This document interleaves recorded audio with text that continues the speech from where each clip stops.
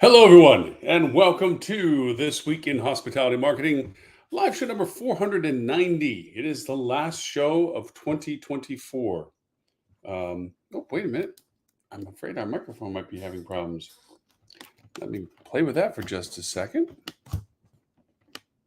and see if I can make that a little bit better.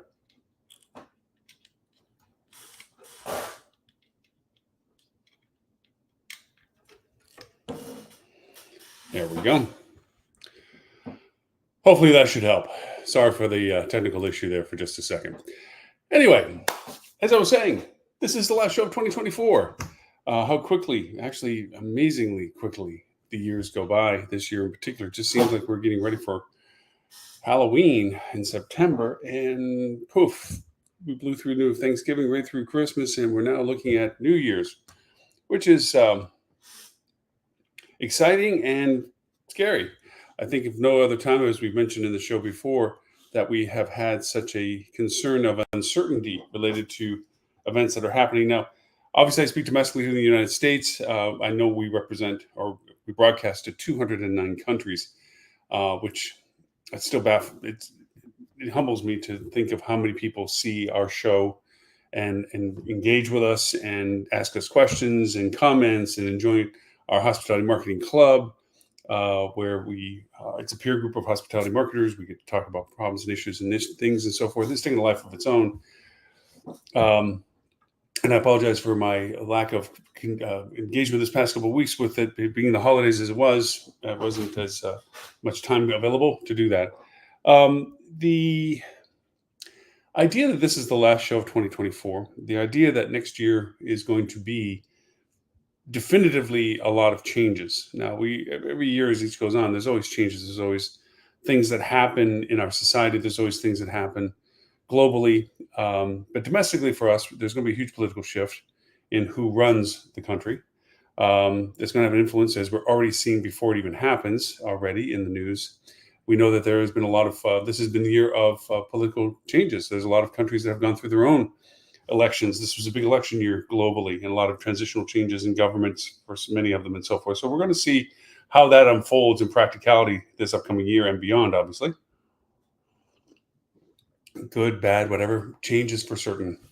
Very good friend of mine visited, I went with him to visit a museum here in Florida on the East Coast. It's a private museum for the Navy SEALs and Underwater Demolitions Team. And they had a phrase that I thought was really neat. They had several phrases I thought were really neat, but this one in particular: get comfortable being uncomfortable. We're about to experience that in real world with lots of things. Now, the show is about hospitality marketing, so I'm not trying to apex peek over to politics, but politics, of course, leads much of what we do. I had no other better way of coming up with this topic name as to what every new year for us in marketing, in hospitality, always presents: opportunity, challenges, and changes. And from that, we have to figure out our path as to what we do. Now, some things we do know that domestically, I'll keep this in reference for currently now. There's a shift in how people travel, and who travels is getting more clearly defined. We've talked very much about the K economy. Those people that have money are continuing to do what they do. Matter of fact, they're actually expanding their travel interests and so forth. And those people in the middle income brackets and below, in that juxtaposition visually of a K, have less resources to do that and have to create or options, travel or something. Now, we've seen and just reported as of today for the US that the Retail Association of the America went over and said that this is the most spending holiday in quite a while, and that it was representing a 4% growth in retail spend. Now, we also know that this has been the busiest travel season domestically of the US, in the sense of the numbers of people that were projected to have gone through securities and so forth and travel on the road and what have you. And the weather is always a present that keeps on giving for everybody that does that. So we know that there is a volume of both. Now, why now in comparison to what we will be looking forward to next year? Who's to say? But when we sit back a week from now and get to tally our actuals of 2024, there will be those that will be cheering and then those that will be nervous. that happens in our world where there's areas that are higher demand in other areas and shifting markets and so forth. And for there to be winners, there has to be the people that lose, so that those people become winners. I feel from my exposure to all that I work with that there'll be more people concerned than elated. It's not that 2024 was a bad year. It's not that 24 was a dramatically terrible year. It was a trend of perspective as to where things are going and how is that working out. We're well past discussions of revenge travel and resurgence and coming back to pre-pandemic levels on many categories related to our travel.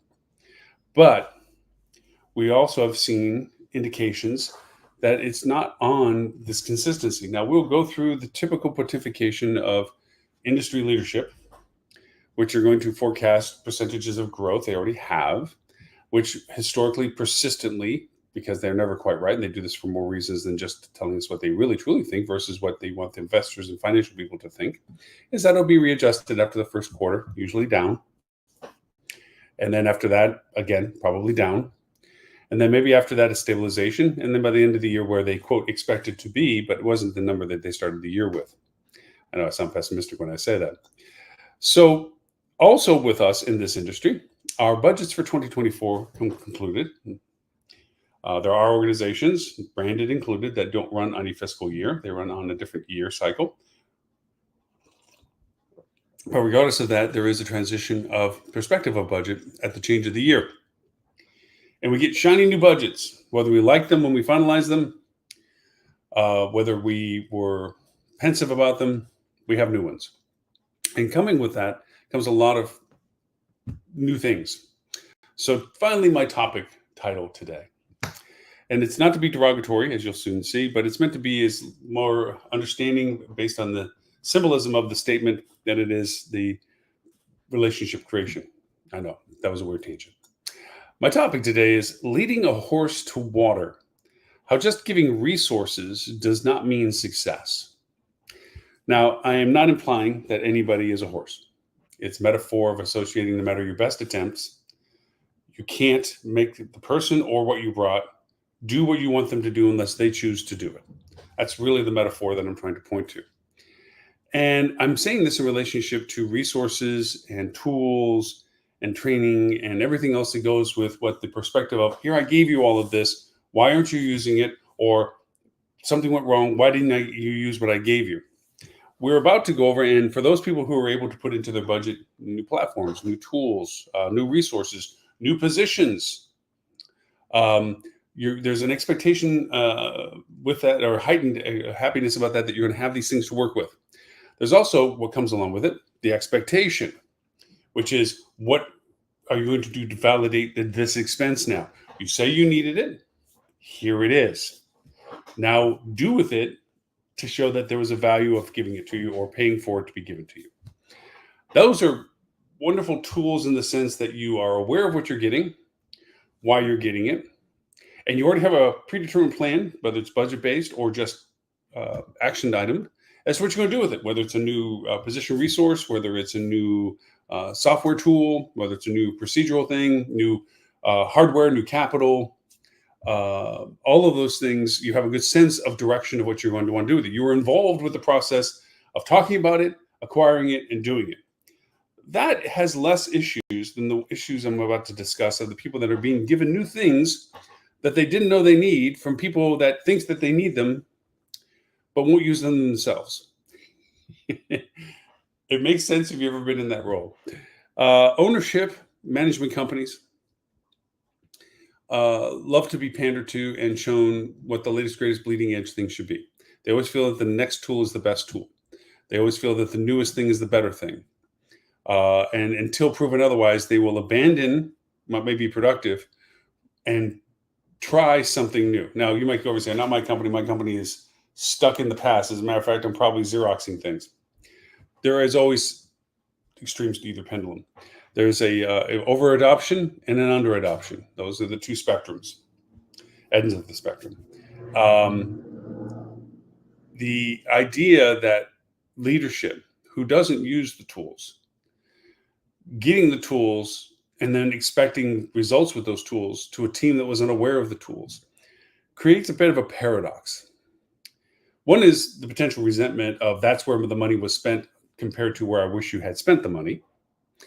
And the other would be that what am I to do with this? Or I don't like the fact that you're making me use this when I had thought we didn't need it or have no purpose for it or didn't know that I had it. And so there's a low adoption or resentment to it. And so it doesn't do all the things that the purchasing of it was meant to do because it was never rolled out to the team in a way that was inclusive for the team to feel like they were good about getting it. It's like, here's a new thing, use it, and we expect you this increase of value because of it. And that creates problems because they have to understand its purpose, understand its function, and then make the real big step of making both of those turns into actualization and value by using it. Regrettably, that's where a lot of things get put back on the shelf. I thought about naming the bit of the topic of the episode today. How long will you keep playing with your new toys? New year, new toys. And it just, the analogy of leading a horse to water, just not, it resonated with the fact that in spite every best intent, and it's not that they're always evil in the sense of we're going to buy this useless software just to say we gave you something to use. It's not that.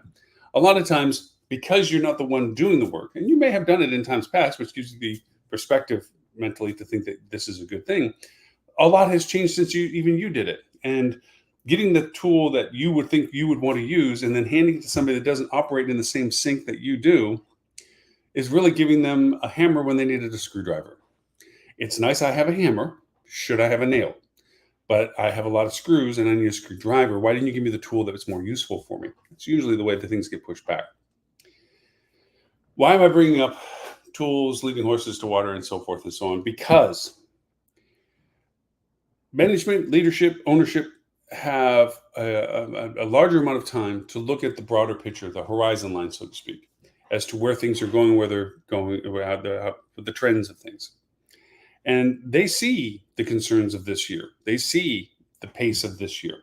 If you're in your own exec committee for your hotel, you see your year-over-year numbers yourself. And at first, your biggest role is to determine why, and that means you're finding the excuse and or reason for it. And then you're being asked to, what are you going to do about it? Which goes to what can be done about it. And of course, if their hands are tied, that they don't have control over their advertising or control over their communications or their content, you're really asking them just simply to watch a train wreck because they can't do anything about it. They can send you reports and information about what's happening because of things. But if they're not incapable of even influencing the things that are needed to correct for that, they're really just sitting there waiting for things to be done for them because you have taken that power away from them. And too many organizations do that under the auspices that they can't trust the property to know what's going on. And that's based on partial truth. They don't train or invest into the team to give them the skills to do something about it. And then when they give them resources without the training, then it justifies their perspective that they can't be trusted with it because the result falls short. This cycle is brutal, and it happens this time of year and next time of year. The transition of years. Let's give our revenue team a new revenue management software. Let's give it to them as a gift. Look what we got for you. When the revenue team might be like, I know about that stuff, and that's not what I would have picked. Or would have been great if you had asked me, and I would have given you some insight as to what I thought I could have done with it, or other resources that might be under consideration, whatever. But they don't, and they have it now. Marketing teams, look what we're doing. We're doing this new tool, or this is a new function that we want you to do. Or we're opening up this is a new vendor relationship that you didn't know we had. For operations, it could be this is the new implementations that we need, the new processes, the SOPs that we need, and on and on and on. And that one-sided dialogue about resources and their use creates the lopsided lack of production using them. And then there's the overexpense of doing them where they didn't come to something. And it also leads to the part where lots of platforms get started, but the people that were most fluent with them transition out in the next 90 days or more as they now look at their new year and what they think they want to do and who is chasing them now that they have the budget to bring them on board and they're enticed to come over to them. So all of the training, if you had it, or resources that you gave them to function with, that they were familiar with, walks out the door to the next opportunity that they chose to go to. And now you're left at a less than zero because not only do you have to fill the role that they were in, but you have to educate the new person as to what resources that you just implemented are in the process of needing to be done. So you create your own paradox in those issues, those same problems in those issues. And for that reason, an approach of what you want done, what's the best way to get it done, and what's lacking in that discovery of that you need to make it happen. That centerpiece of understanding what needing to do to get it done is collaborative, talking to the properties. Now, of course, ownerships and so forth, they push back. I've been in these dialogues. Well, they only want the most expensive thing, or they want the lazy thing that does most of the work for them. Mm-hmm.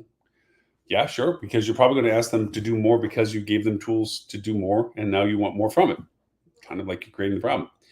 The idea that you are collaborating with your team to understand what is it that they need to do better from how they see it, and if they don't see it at the perspective that you feel that they should, taking the time to educate them about the understanding of why the priorities are the way they are, good or bad. I mean, ownership wants more money, management wants less costs, properties want great success and bonuses. Kind of the basic premise for the conversation. The idea that they adopt the idea and input the idea of what the purposes and the goals and the KPIs are. Define KPIs. By doing this or creating this expense, we know that we should get this value or yield from it. Or just inversion of, by implementing this new program or this new software, our cost reductions are goaled at this, and this should be the method of it having to succeed in the reduction of costs.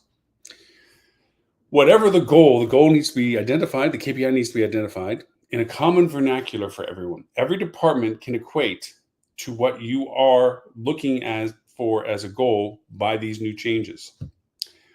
And they have to input. You ask them to input, not out of a rhetorical patronization of whatever you think you want me to say, I'll write it down so you know that you can go around and feel good that I told you the same thing you're already thinking. Not that patronization, but a true, honest insight as to what they think the impact of what we're considering is going to do. Now, all of this should have happened back early on in the budgeting process when the ideas for allocation of funding for this were discussed or the product was being presented to ownership, okay? And to get accurate feedback that they would have solicited properties or those people with hands on the keys that were actually going to do the work, their insight to what these things are for. And from that, made decisions as to the acquisition or the changes that now are going to be coming into effect this new year with the new budgets. That's the ideal situation. The reality of it is we've already discussed the negatives, and we already know how some of these things get implemented or rolled out or whatever have you. So we've kind of beaten the horse on that one. I want to talk about another avenue of things that I think is going to happen with what I said politically was going to be changing this year, economically, the expectations that the change is going to happen and what have you. Kind of, are we looking at a last hurrah effort that for the next couple of years, we're just not going to be able to see the same numbers, which means we're going to have lower numbers in 25 than we did in 24. And 24 is already showing declination on some numbers in most markets. So with that comes the, what do we do about it? The problems. Now, let me paint always doom and gloom dark scenario for you. A lot of people are in roles right now that they're not fully qualified in having the title. We've had that discussion about how we gap filled our roles and titles during the lockdown to economically cover the position without either investing in the training and or even salaries for that point. Now we came out of the pandemic lockdown. This goes years now. And those people kept their titles, but never had the education to warrant those titles. We've had that discussion. And now they're in a position that they can't ask the simple, silly questions that they should have asked early on, because there's nobody to ask anyway, about how certain things get done, Or worse yet, they actually think they know what they're doing because nobody's challenged them on something that they haven't been able to hide or mask. As you can tell, I've dealt with these people. So now we're in a position that they have to be skilled at what they have had the privilege of the title for. Now, some of them have risen to the occasion and have learned what they needed to learn better than what they were given the initial opportunity for. And they are filling that void of understanding what their role means and does and how it works and what the tools are and how to use the tools and everything else. And those people are doing fine. And they'll continue to do fine because they took on the responsibility of accepting the title. Unfortunately, a lot of people love the title and the trophies, but don't want the work that justifies them. And that, unfortunately, the people that are sitting on top of certain piles right now that are beginning to create the dissension that you're going to be facing in the next few months. And that is the blame game.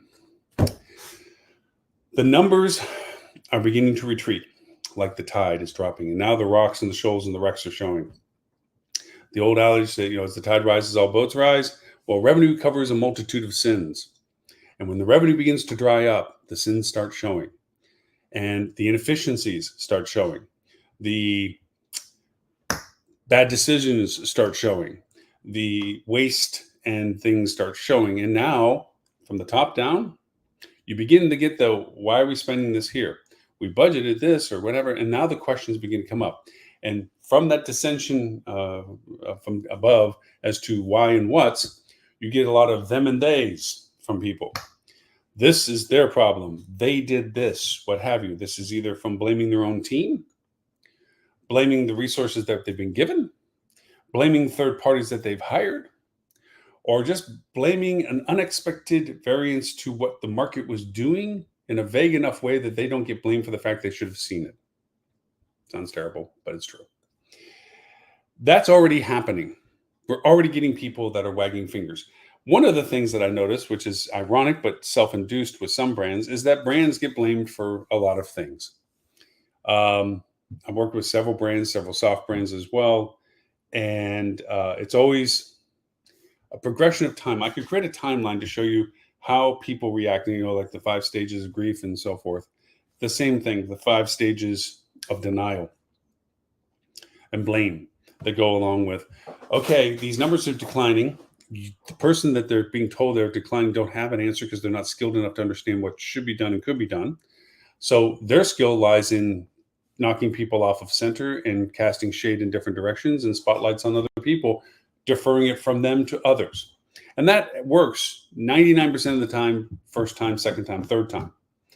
Not until you start getting down to the very granular level by a persistent ownership or management group, depending on who's just above this person, that they begin to create the cracks in the storylines to find out that what was said wasn't exactly the full reason.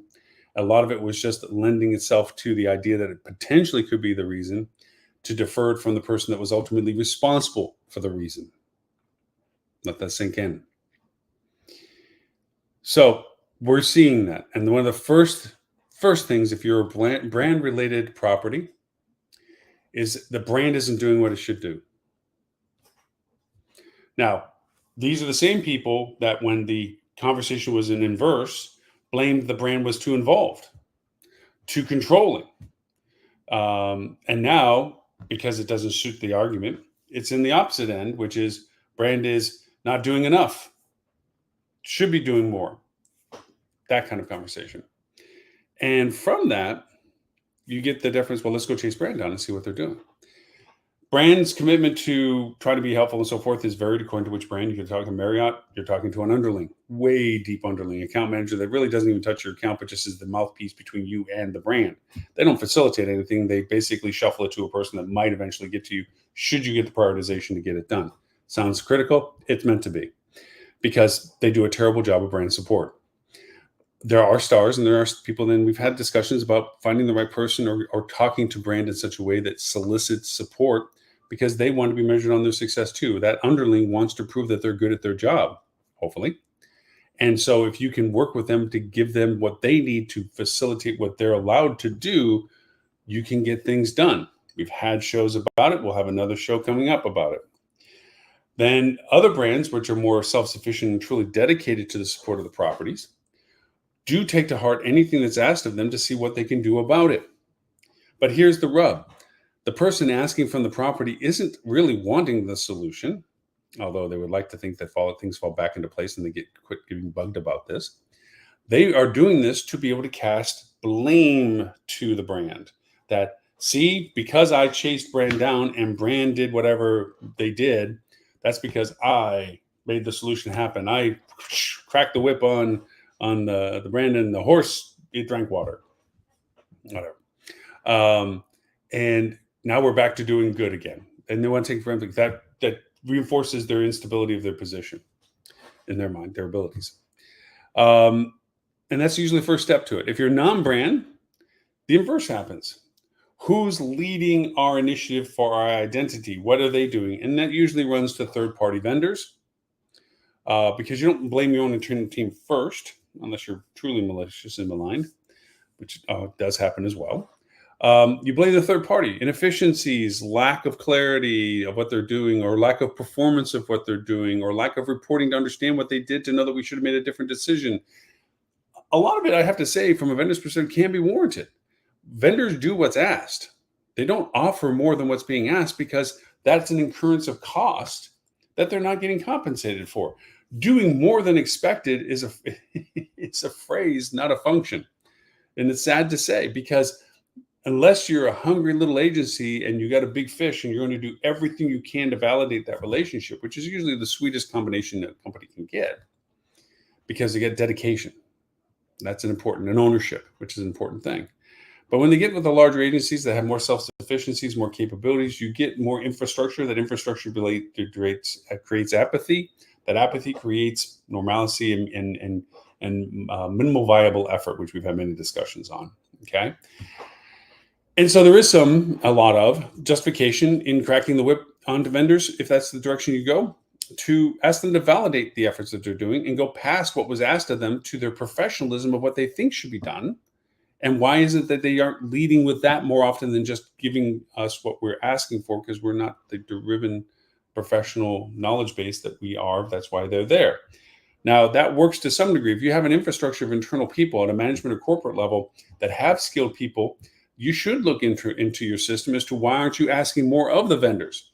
Why haven't you proactively looked at these things? Why are you not coming up with things ahead of when we're needing this? Like we talked about the predictive modeling and waiting for things to break. Those shows we've had about 3 or 4 shows back.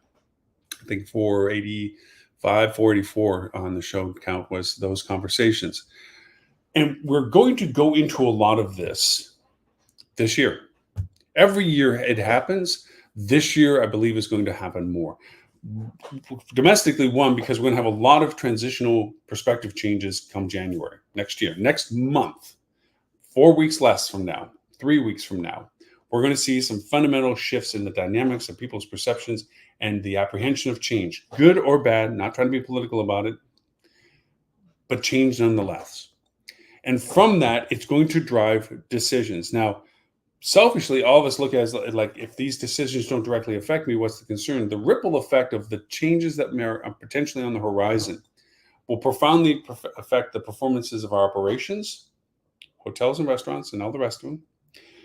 The safety, security associated with what we do, the ability of access and costs of what we do. You figure the volatility of changing the cost of living by even fractional percentages will fundamentally shift the travel plans of people next year as to their ability or inability or scalability of what it is that they're thinking of doing for travel, which I tend to think from a personal perspective is what's pushing so much of the travel right now, even for people that can't genuinely afford it. They see it that this might be one of the last affordabilities or last opportunities without other issues and concerns where they wouldn't be able to do the same type of travel. That's what I think is driving a lot of our travel demand right now. Now, that being said, us as an industry are going to be facing serious changes in demand. Now, I have a lot of people, very smart people that will talk about that you can't create demand. I've always been in defiance of that. I believe that if you talk to the right people in the right way at the right time, you can create demand, because there's such a diversion of things in the world that by creating a focus and putting it in front of mind for people that hadn't thought of it, you can create the demand of their interest. That's my personal opinion about it. And I've been successful in the marketing strategies associated with it. But you can't create the ability. That's the challenging aspect. Somebody may not have the ability to travel. They have the desire enough that they might put themselves at risk by taking a loan out for travel or something, which we never want to create self-destruction in our marketing. But we have that power, unfortunately. And there's a lot of companies that abuse that power by doing exactly that with microloans and everything else. Oh, don't worry about it. Just take a microloan that has an astronomical interest rate. But we got you that one time that we needed you. Good luck with paying off those bills. I'm not a fan of those. I'm not a fan of that ability. Now, I am a fan of the fact that if it is a once in a lifetime and or bucket list and or needed travel for family reasons, any means that allows you to have that to happen is a good one, under the knowledge that there's a realistic balancing act that we've done for that you have to overcompensate by reducing the other costs so that you can afford what you did. That's a political, personal perspective, I guess. But all said and done, we're going to see these changes. And at first, we're going to do what we always do. Well, that didn't work. Let's do these campaigns. And there's going to be a denial that goes on, which is one of the first stages of this whole process. That just can't be right. Those numbers are wrong. And then there's the identification of it, which is, so what created that? Usually, if you're not good at what you do, or you have people that are not worried about it until you're worried about it, there's a knee-jerk reaction. We have to identify it. We have to come up with a solution. We have to approve the solution. We have to create the solution, and we have to enact the solution.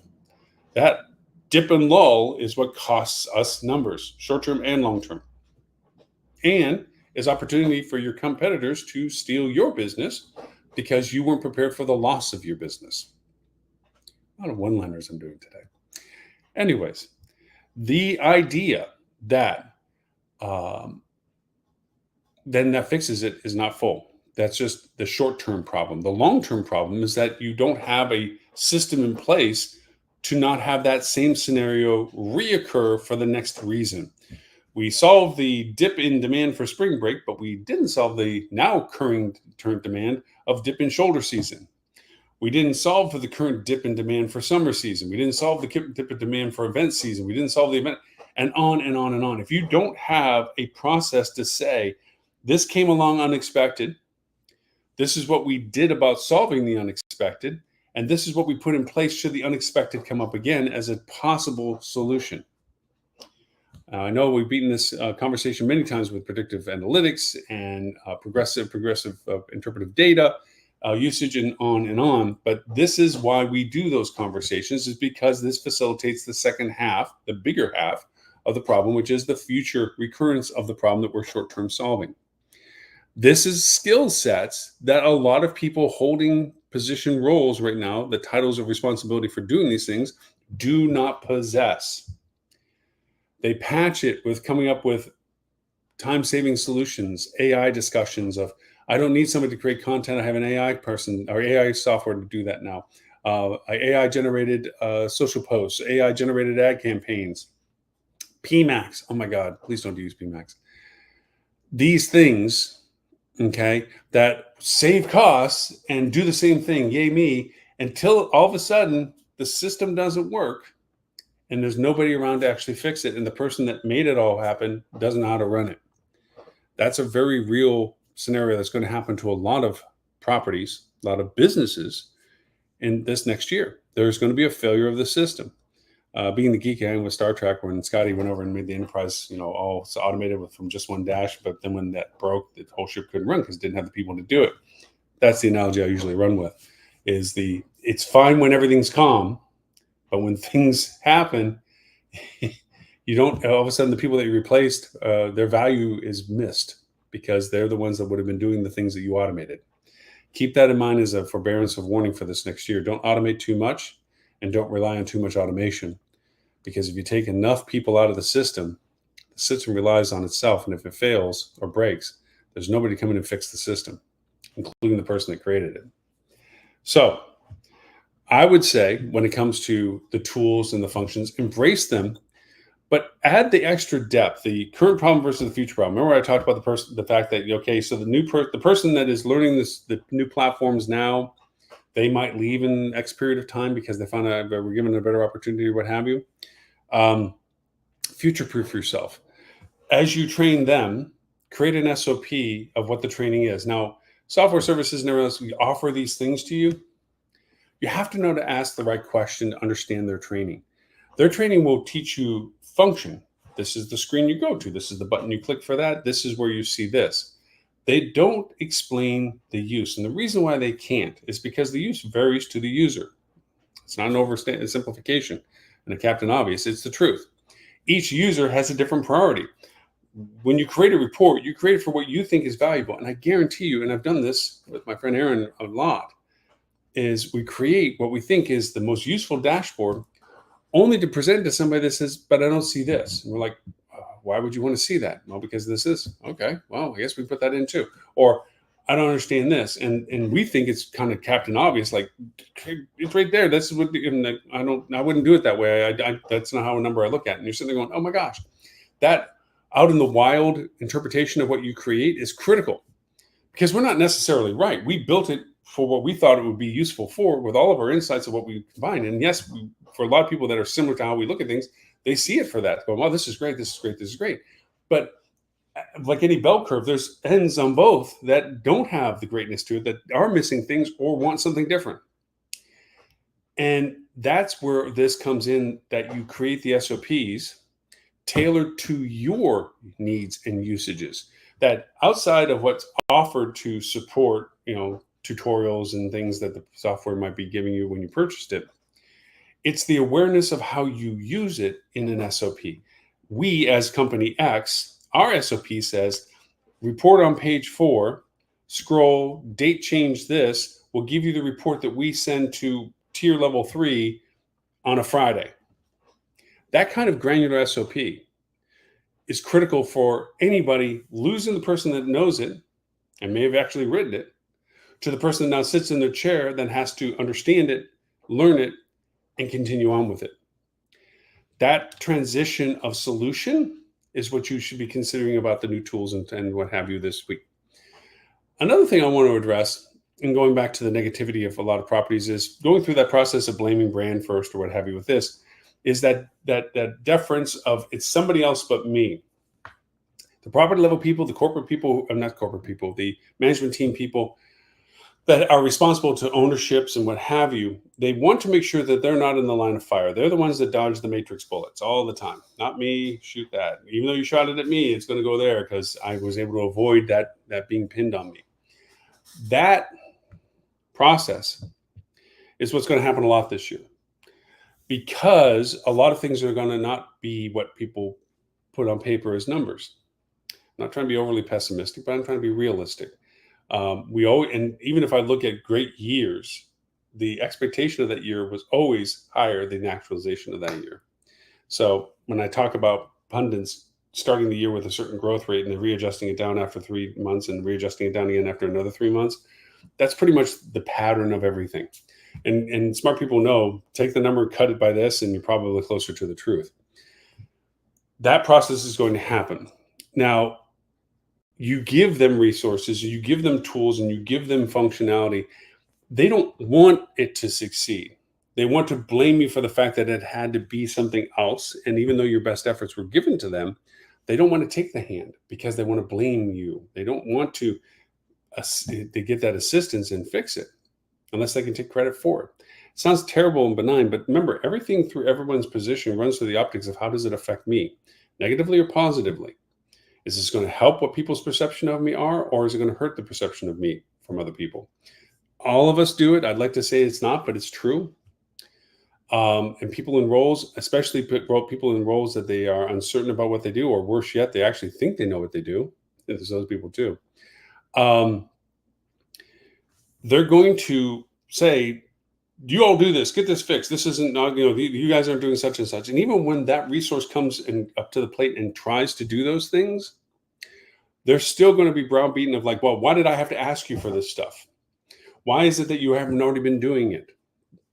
These questions happen in real life all the time. And I'm hoping the people watching the show nodding their head. This happens.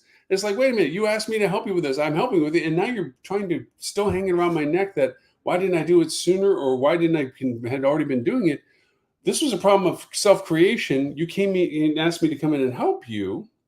I'm doing that, and you're blaming me for what you didn't do. Oh my gosh, why am I helping you? Well, because it's a relationship, I guess. But that's the real world of things. And a lot of places, property specific, will either blame outside of the entity, or they'll start, what's worse, blaming inside the entity. Marketing isn't doing what they're supposed to be doing. Revenue management isn't yielding the correct way. Operations, if they could just do the fulfillment of the packages we're running and not act like that was the first time they heard our offer when a guest mentions it, would be so much better off. That internal strife will tear everybody apart because everybody doesn't want to be caught being the one that gets blamed for failure. And when you get that internal degradation, wow, that takes special teams to fix in that sense, and a huge turnaround in the mood and the culture of that place. And the people that are first to point fingers outside the organization are the same people that will point inside the organization if it resorts to that. You have to be careful of the toxicity of holding people accountable in a blame game. It's fine to take responsibility and share responsibility, but more importantly, to share collectively the solution without having to condemn somebody to do it. Just like, whoa, yes, marketing, wow, that landed flat. Let's gather. Come on, guys, let's figure out what we can do to compensate for what didn't work well. And quit just wagging a finger if marketing hadn't or marketing didn't or marketing should have. Get over it. We're in this boat right now and it's got a leak. Anybody got something to plug the leak? That rallying is what creates value. That rallying is what creates the willing to embrace, well, what resources? Well, corporate sent down that new software that does such and such, but we really have it. Great. Let's look at that. Can that help us with this situation right now? That adoption, that collective essence, that community of culture of how we can collectively work on something is the true magic of all of this. Regardless of the software and services and resources that you give them, the collective usage of that, not the selective usage of it, not the blaming usage of it, but the collective usage of it will weather every storm. Doesn't mean everybody gets off the boat alive. And, there are, depending upon businesses, having lived through 9/11 and the impact on hotels when I was running them, the cuts that we had to make to try to keep some financial viability of the operation, forget profits, just sustainability was the goal, was profound and impactful. And though there is, and yet, if you think it's bad now, there can always be worse. It's very true, including closing down and so forth. I'm not saying that this year's that way, but there's always where you think it can't get any worse. Hold my beer. So keep in mind that when you bring these resources and are given these resources, take them for what they're worth. Don't look at a gift horse to the mouth. Another analogy is look at the opportunity of what it presents, but be pragmatic about it and realize not just shoving it over to one of your team and saying, hey, Lauren, looks like you're best suited for this. So, learn it, use it. Lauren might be thinking that other hotel that's been pandering after him for a long time, that offer sounds about good. Okay. And now all of a sudden, everything I did about using that platform went out the door with me. And now the platform has to be taught by somebody else. What's worse yet, they have to learn the platform, what it's supposed to do if they don't already know how to do it. And then what I was doing with it when I left to know whether or not where they could pick it up or where they want to still do the same things I was doing. I might have been messing it up for all they know. For that reason, as you bring in new toys and tools for the 2025 budget, make sure that you create a way that the property continues on its value of what it did. The SOP that's provided by the platform and services, also your SOP about how you use it and interpret the services. The idea of tools and so forth. One thing, I took this from Bonnie Bookover. She called it Xerox training, and it always stuck with me. And Bonnie retired, by the way, this past October. Well, lost to our industry in that sense because she was just a brilliant revenue management teacher. Buckheiser. Oh, why can't I say the name right? Anyways, she called it Xerox training. Xerox training is this: you get a new software tool, and you teach the team that you have. Okay, we know that out of the initial training or most training, that a 40% retention rate is probably pretty good. So out of 100% of what was shown to them, 40% of it sticks. Now that person is responsible for training anybody else on your team, but more importantly, they're there to train the person that's replacing them. All right, so Lauren's leaving, and while he's still here, he's going to be training his replacement. So now that new person is getting 40% of what the software can do. They're only retaining 40% of it. Okay. And I'm gone. So now that original 40% is down to what? 15%. So the person that's operating the system is only aware of 15% of what that software system can do. A lot of times, after this happens a couple of times, you can imagine how low the number gets. Companies reviewing whether or not the software is worth the cost, so forth and so on. The software offers like, what are you talking about? It's doing everything we said it to be. So, no, we want to do this now, and we can't do that now. And the software was like, we can always do that. It's in the software. A lot of times, most of my help when I audit or when I'm working to create solutions, a lot of it is, when was the last time your team actually was trained on the system as it exists? When was the last version that people were trained on? What's the last version that came out? Did you get the last version of what needs to be trained on? What's the list of things that you say you now can't do or want to do that you don't see your current solution able to do or check to do?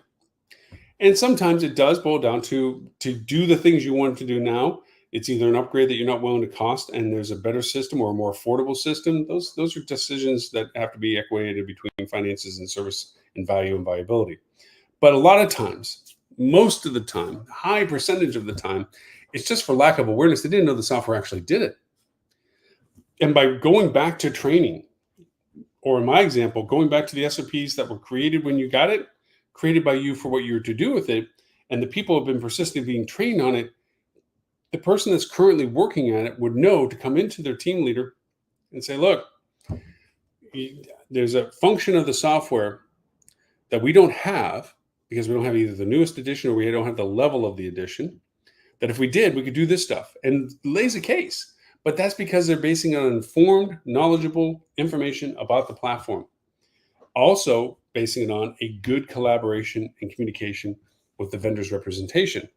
Keeping that communication conduit, and that goes to the vendor making sure that if anybody new sits into the chair, that they take the investment, not like, oh yeah, we're gonna have to charge you to do this. Make the investment to say, we're going to want to sit with your new person and teach them, so that they're fully aware of what they have as resources. And even if the person says, oh no, I've worked on this platform long before, and so on, great, then this will go fast. Because all you have to say is great, and we're going to ask you to show us. And once you show us, we move on to the next thing. That key element, show us. Don't just take the person's word for it. And that's how a lot of people get into roles with titles that they don't have the capabilities or the skills to do, is they just nod their head at the right time. Make people show. Spin the laptop and say, show me. Log in. Show me. Show me that you can pull that report. Show me that you can pull that number. Show me that you know what that platform does. Make the show me a part of your training program fundamental. But as the vendor does that, then what that leaves the client is a knowledgeable person in place, up to speed about what the value of that tool can do, up to speed of what that they should be doing with it, and also the SOPs and the internal knowledge that they can improve upon and add to it as things happen over time about how you use it. That's a critical component to that whole process. So I think, for lack of a better term, and all pun intended here, I'm done beating a dead horse. The theme for today was horses, leading a horse to water, horse of a different color, beating a dead horse. Yes, all of that. Don't change horses in midstream. I'm trying to think of any other horse analogies. Anyways, you get the idea. So again, this is our last broadcast of 2024. Show number 491 will be next week in a bright, shiny new year of 2025. We'll be tackling some interesting things as to one potential topic ideas I had was treating rates as a function, not a goal. I see so many revenue managers, their self-esteem is almost tethered to their success of yieldable rate. That's their goal, so much so that even though it may not be the best strategy to raise the rate or maintain a rate, they want to do so simply so they can claim the rate as a goal. Like, look what I did. I was able to get that rate when nobody else could. Yes, but what lost revenue did you have in occupancy or length of stay because you squeeze the rates so hard, you actually cost your company money in unrealized revenue. We'll have that discussion next week. So to everyone that I haven't already wished a very Merry Christmas, a Happy Hanukkah, Festivus for the rest of us, and Kwanzaa, obviously. Please, I hope you have had a wonderful holiday time, that you continue to have a wonderful holiday time. We are about to be shot out the other end of the cannon of holidays next week. Come Wednesday, we will be in a shiny new year. Please be safe. A lot of you are still traveling. I know a lot of you have sent me well wishes for the holidays. Thank you so very much. And also the fact that I'm your companion on a flight, on a replay. But your podcast, we have our podcast show, which we cover tools and so forth. So a lot of people follow us on the audio podcast. A lot of us use our show, our TV show, as a podcast in itself, or a live cast, or showcast, or vidcast that they listen to. They'll take that, and we have an app, iOS and Google Play. You can watch Hospitality Channel on it, as well as things behind our pay gateway as well. TV channel, you won't catch it on your Roku, Google, Amazon, Apple, Smart TV, all of them. You can just look for the Hospitality Channel, add as a channel. The live show is always on the free side of that. We are, I know I've said this, but given the storms and how that affected our scheduling this type of year, where we're taking outside additional speakers, we're going to be going back to that come 2025 is something new for us in that. We're also going to be delving more into the food and beverage world that we have historically. We're going to start bringing in chefs and food and beverage people, corporate and property level, to discuss their day-to-day, their functions, their solutions, their perspectives, their insights. So we get a lot of that coming up this new year. And also revenue managers. We're going to bring in more revenue management content, revenue discussions, modalities, and so forth, especially situationally as time goes on, as certain events and things unfold. We're going to want some insights as to what people think about that. So we do plan on expanding our co-hosting roles and stable for 2025. So look forward to that. And of course, we'll be on the road come late March, back to Europe. And we'll continue our weekly broadcasts, obviously. I'll be at mine a 6-hour shift in live time. But we'll try to see if we can gather some international perspective in discussing with people while we're out and about in the European Union, different countries there. So for everyone that has been faithfully listening to us on our podcast radio station, or our radio station, hospitalityradio.com, our podcast, Hospitality Marketing Podcast, our simulcasts on Facebook, LinkedIn, formerly used to be Twitter, YouTube, or X, now we're off of that. We're sticking with going live on Blue here soon. And we have YouTube, LinkedIn, Twitch. We have our broadcasting on Twitch for those that want to catch us live on their media box, and our simulcast on all of our TV channels in 209 countries. We also recast this show every 11:30 Wednesday morning on Sydney, Australian time for our APAC friends, and 11:30 a.m. London time for our EU and Mideast friends. Thank you so much for all of the associations that live cast us, and the corporations that live cast us on their pages, and friends that live cast us on their pages. There's dozens of those. Thank you so much for that. And many people and YouTube channels, the same for those. And hospitalitychannel.tv if you want to see our replays. And also, if you want to catch the website of the TV show, it's talktravel.tv, and hospitalityradio.com for our radio station. And I was looking for the one more that I just blanked out on. Oh, our club, Hospitality Marketing Club. If you're a hospitality marketer and want to join our club, go to hospitalitymarketing.club, put your email in, and send your quiz to validate that you are a current hospitality marketer. And then we just send you an invite. So with that, my name is Lauren Gray. I thank you for the privilege of your time. Wish you a safe and happy holidays and New Year. And until 2025, I will join you again. Until then, thank you so very much.